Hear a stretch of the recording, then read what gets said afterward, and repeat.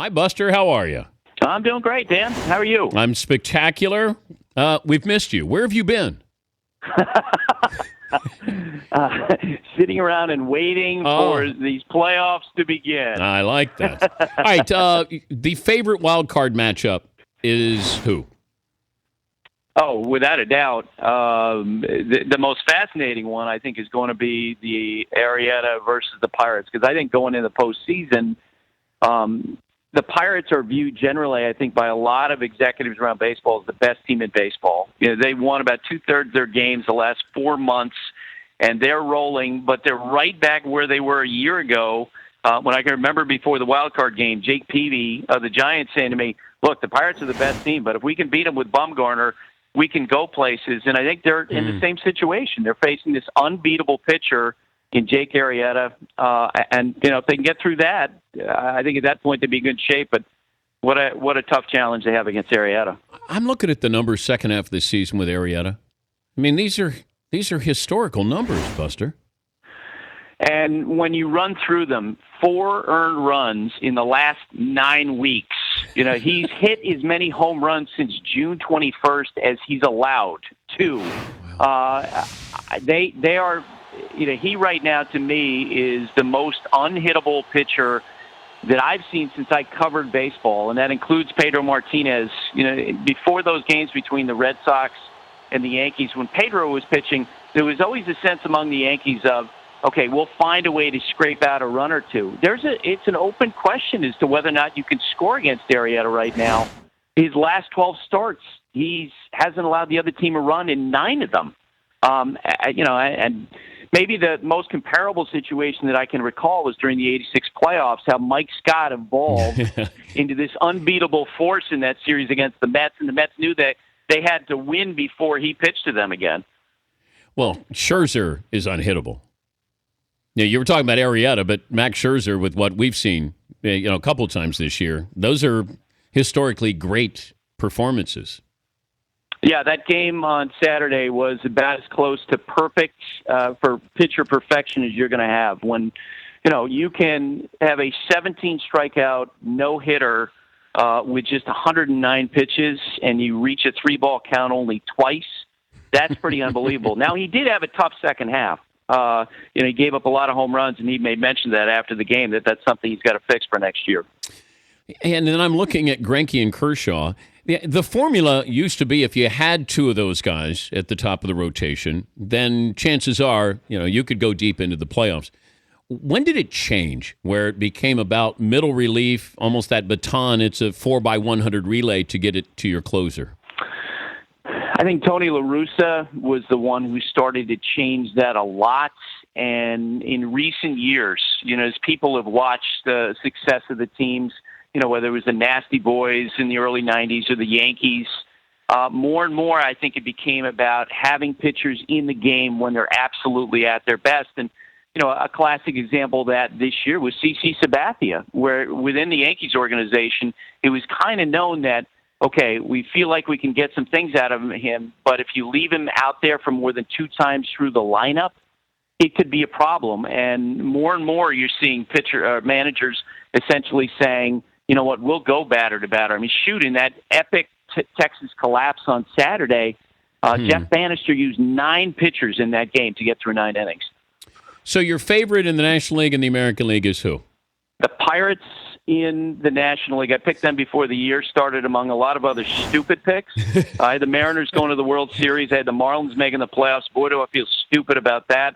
And in the American League, look, I think the Blue Jays, generally speaking, are the best team. I was surprised that they didn't push it to the end to try to get home field advantage, because I think that is, you know, potentially a big advantage for them. And the fact that Kansas City now, if they meet them in the American League Championship Series, has the home field advantage.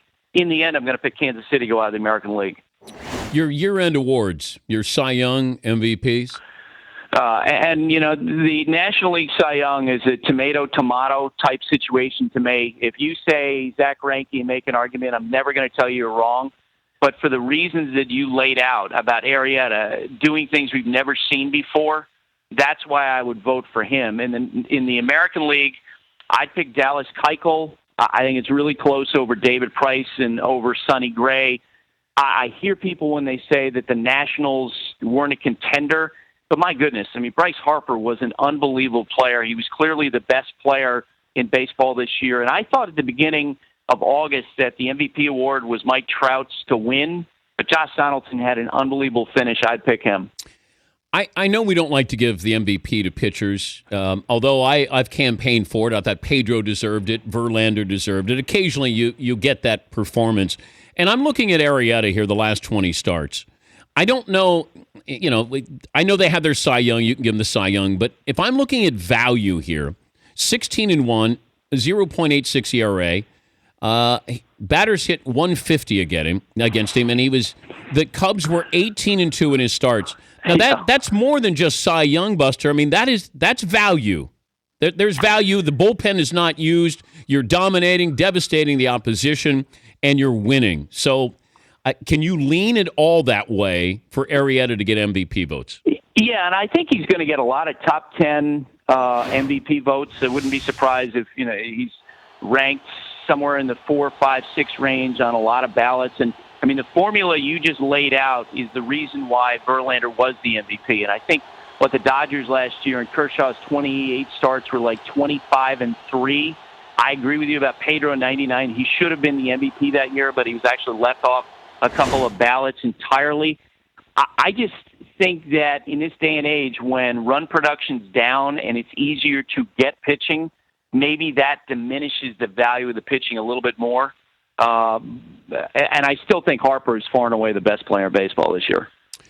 Yeah, pretty incredible what he did. Is Papelbon back with the team? Does he have to be back because you're locked into that $11 million salary? I don't know where they move him. I talked to a lot of executives leading up to trade deadline who had an opportunity to pursue him, and what I got back was, we don't want him on our team. That he has a reputation and is not something that we want. I think people were surprised by the level of investment that the Nationals put into him by restructuring his contract and, arranging the salary for next year.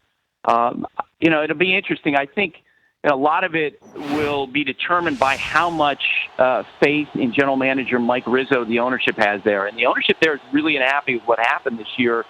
And, if in the end it's the ownership pulling the strings, that I think Papelbon will be gone. If it's left to Mike Rizzo, I think he'll be back. The commissioner told us a couple of weeks ago that he would rule on Pete Rose at the end of the year. You're a baseball writer, Hall of Fame voter. What if the commissioner just said, I'm not reinstating Pete, but I'm going to leave it up to you writers to decide if you want him on the ballot, and you guys decide that. He's not going to hold a job in baseball, but let's just get rid of this nonsense. It just hangs there every year. If the commissioner says he doesn't get a job, he's not reinstated, do you think that you could have him on the ballot and vote, that with your conscience on Pete Rose being a Hall of Famer? Well, and Dan, I've gotten to the point with the Hall of Fame voting where my feeling is I am going to defer to the Hall of Fame, to Major League Baseball, in terms of what their determination is whether or not the guy's in the club or out of the club. I voted for Barry Bonds. I voted for Roger Clemens because, to your point, those guys have jobs in baseball. They, as far as MLB and the Hall of Fame, they're members in good standing. And if the Hall of Fame of Major League Baseball ever put Pete Rose on the Hall of Fame ballot, I would vote for him without a doubt. I had somebody, I can't mention his name, but it's a prominent sports figure who said this is embarrassing, the amount of scrutiny with performance-enhancing drugs, that in 10 years we're going to have it down to a science where you can legally alter your body. Do you see that happening?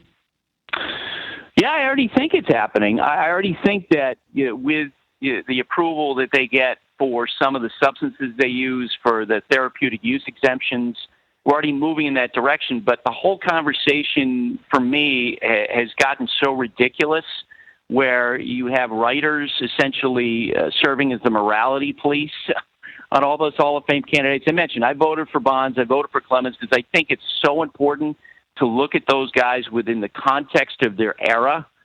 And to be honest, last year I decided for the first time I didn't vote for the Hall of Fame. I'm not going to vote for it this year because I think it's ridiculous. I think there are already guys in the Hall of Fame who probably use PEDs. I think there are more guys to come, and I think when the writers guess, they kind of make fools of themselves. So you're not going to vote anymore?